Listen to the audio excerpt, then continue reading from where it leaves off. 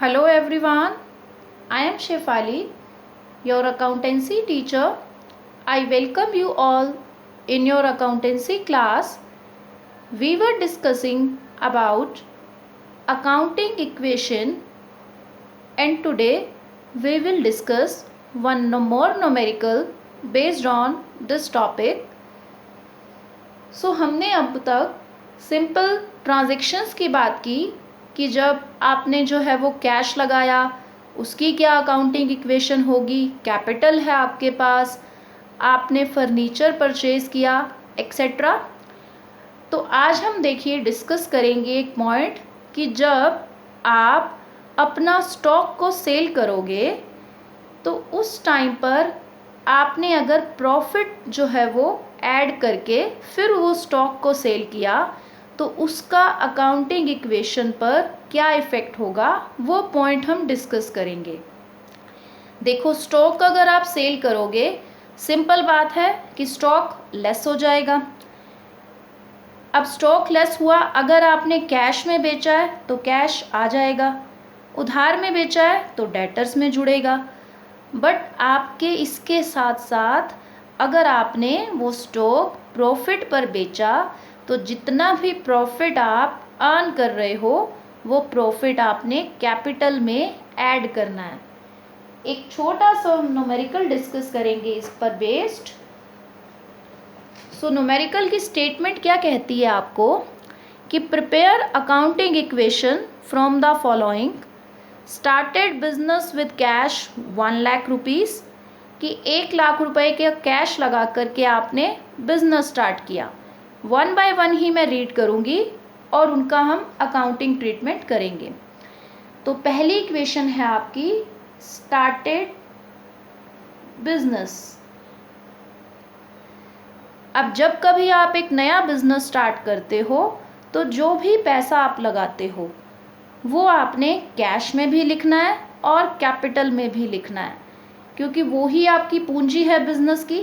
Capital है जो आपने इन्वेस्ट की है और उसी पैसों को यूज़ करके ही आप आगे बिजनेस करोगे, तो वो आपका कैश भी है, क्योंकि कैश है तभी तो बिजनेस होगा। तो 1 लाख रुपीज़ मैंने लगा करके बिजनेस स्टार्ट किया। स्टॉक अभी नहीं है मेरे पास, डेटर्स भी अभी मेरे कुछ नहीं है, क्रेडिटर्स भी नहीं है, और कैपिटल के नीचे वही 1 लाख लिख दूंगी जो लगा करके मैंने जो है वो बिजनेस अपना स्टार्ट किया है। अब यहाँ पर ये इक्वेशन तो यहीं की यहीं क्लोज, और यहाँ आप इसी इक्वेशन को जो है वो वापस से उतार लोगे। सेम इक्वेशन को बस दोबारा उतारा मैंने, क्योंकि अब मुझे नई ट्रांजैक्शन के साथ डील करना है। अब मेरी नई ट्रांजैक्शन क्या कह रही है मुझे, कहता है स्टेटमेंट में परचेज गुड्स फॉर कैश 20,000, कि आपने गुड्स परचेज की कैश में यानी नकद पैसे दे करके 20,000 रुपीज़, और उधार में ली हैं आपने 30,000 की। आपने स्टॉक जो है वो अभी बाय किया है, आगे सेल भी होगा। अभी आपने 20,000 का कैश में और 30,000 का सप्लायर जो भी है आपका उससे उधार करके आपने स्टॉक परचेज़ किया। तो टोटल स्टॉक तो आपने 50,000 का ले लिया ना, 30 का उधार में और 20 का कैश में। तो टोटल स्टॉक आपका 50,000 से देखो बढ़ेगा, चाहे उधार में लो चाहे कैश में लो, स्टॉक तो आपके पास आ गया। स्टॉक बढ़ जाएगा आपका 50 से, और कैश में आपने जितने का लिया है, कितने का, 20 का, उतने से कैश कम हो जाएगा। और जो आपने उधार में लिया है स्टॉक, उससे आपकी क्या बढ़ जाएंगी, लाइबिलिटीज़, कि आपने अब सामने वाले को देने पड़ेंगे वो पैसे। तो अब यहाँ लिखोगे परचेज्ड गुड्स या स्टॉक जो भी, कैश आपका कितने से कम होगा, 20,000 से। स्टॉक आपका 50,000 का आपके पास नया आ गया। डेटर्स वो होते हैं वो कस्टमर जो आपसे उधार ले जाते हैं, अभी तो बेचा ही नहीं हमने कुछ, तो डेटर्स 0।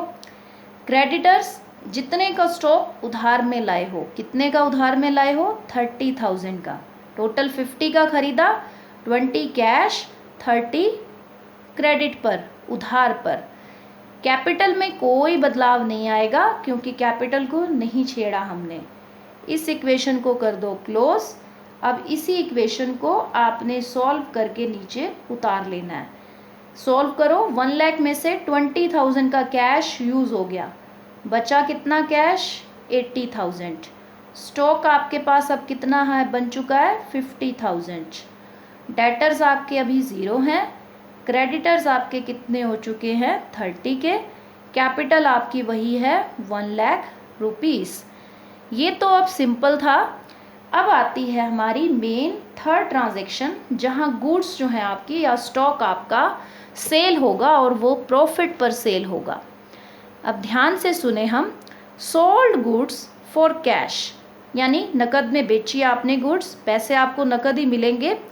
कॉस्टिंग 10,000। आपके लिए तो वो गुड्स 10,000 की थी, आपकी कॉस्ट 10,000 थी। ओके, कितने की बेची हैं वो आगे बताएगा। एंड ऑन क्रेडिट, उसके अलावा आपने उधार में भी बेची हैं स्टॉक, कॉस्टिंग 15,000। आपके लिए वो 15 की थी।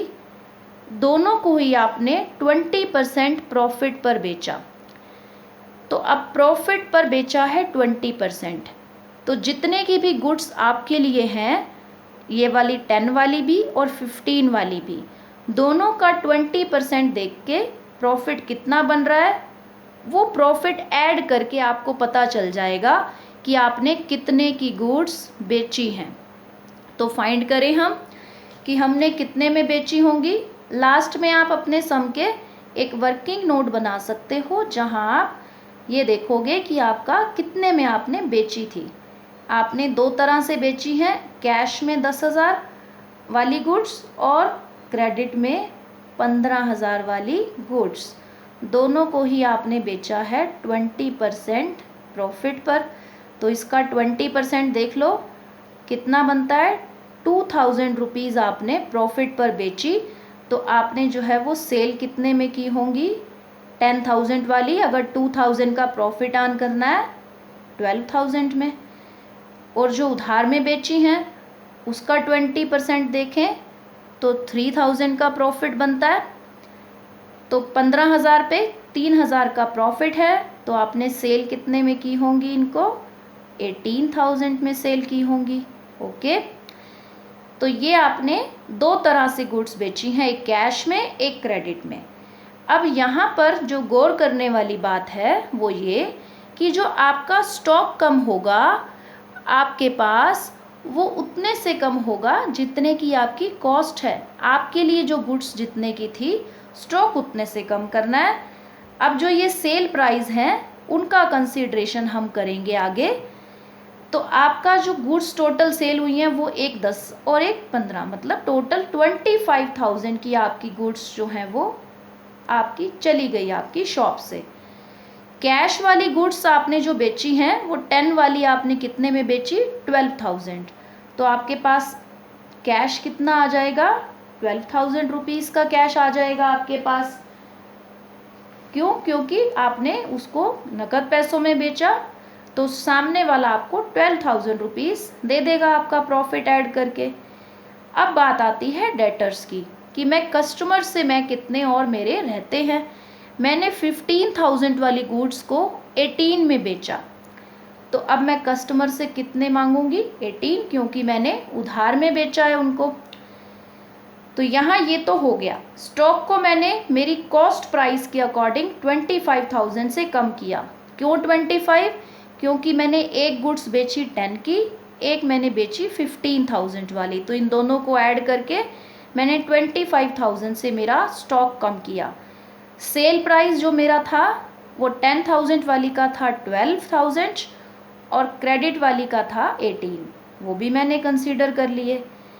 अब जो मैं प्रॉफिट कमा रही हूँ टोटल, एक 2,000 का और एक 3,000 का, टोटल 5,000 का जो मैं प्रॉफिट कमा रही हूँ वो मैं किस में ऐड करूँगी? मेरी कैपिटल में। हमेशा ऐसा ही करना है, जो भी प्रॉफिट कमाओगे उसको कैपिटल में ऐड करके शो करना है आपने, क्योंकि आपका जो प्रॉफिट है उससे आपकी कैपिटल बढ़ जाती है।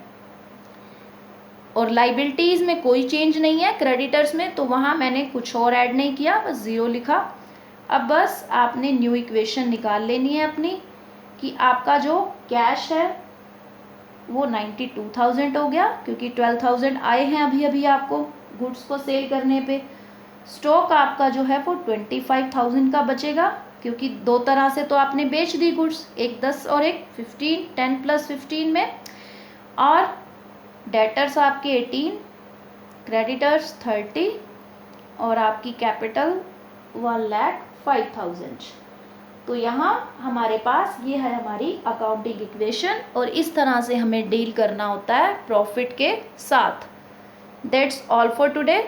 Solve some numericals for your practice. Thank you so much.